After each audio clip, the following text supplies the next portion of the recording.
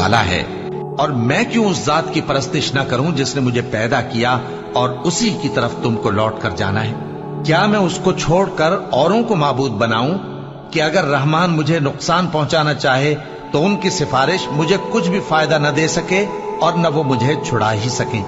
تب تو میں کھلی گمراہی میں پڑ گیا۔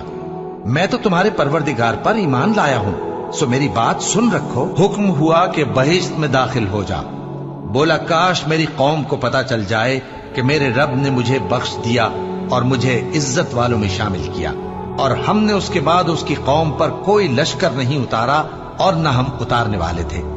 وہ تو صرف ایک چنگھاڑ تھی، سو وہ اس سے ناگہاں بجھ کر رہ گئے۔ بندوں پر افسوس کہ ان کے پاس جب کوئی پیغمبر آتا تو وہ اس سے تمسخر ضرور کرتے۔